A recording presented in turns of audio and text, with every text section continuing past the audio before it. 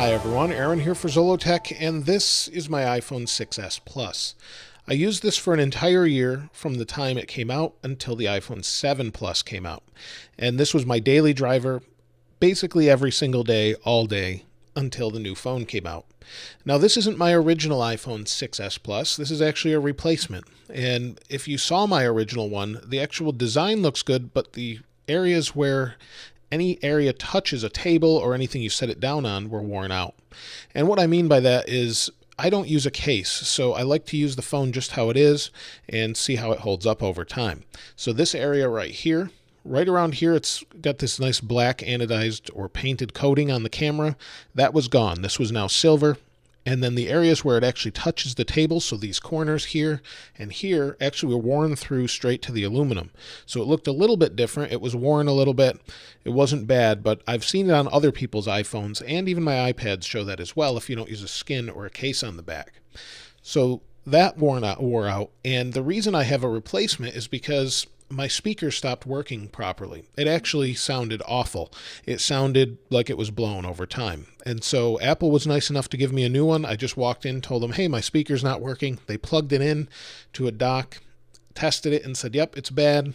And they gave me a new phone since they don't replace that in store. So that's within the warranty period that they did that, and it's all set now. So the phone still feels fast. It's on iOS 10.0.2, and it feels fine. No problems here. 3D touch there. You'll see everything seems to work okay. The camera works fine.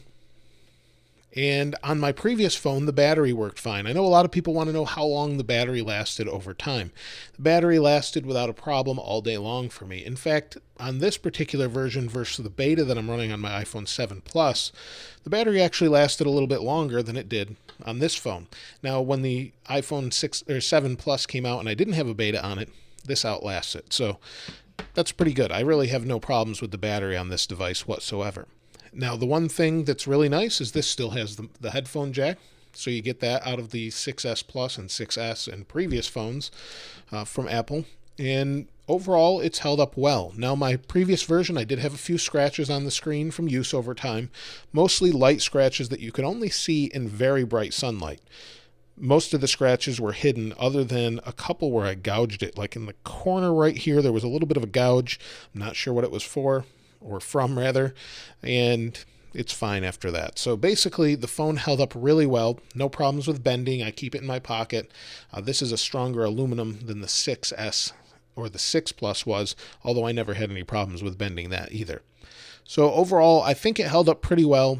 I'm not hard on my phones. I don't drop them, and it held up well over time. However, if you're hard on the phone, I definitely recommend a case. Also, if you're hard on it as far as setting it down or dropping it, definitely put a case. If something concerns you as far as this wearing out and you want to resell it later, it's probably a good idea to put a skin or a case on the back. There's not much more to say other than it works fine. It continues to work fine. And if you picked up a 6S or a 6S Plus instead of an iPhone 7 or 7 Plus because you want to retain that headphone jack, I don't think speed-wise you're going to have an issue. It seems fast, and it should even speed up when 10.1 comes out for this device as well. So there's not much more to say. I just wanted to share what it's like after a year. Everything's fast, the battery works good, and hardware-wise it's held up pretty well. And when you have a problem, bring it to Apple within that 1 year, and they'll fix it for you for free. So that was my experience anyway. And many of the times, I've actually never had to pay for a repair. So Apple's been great about that.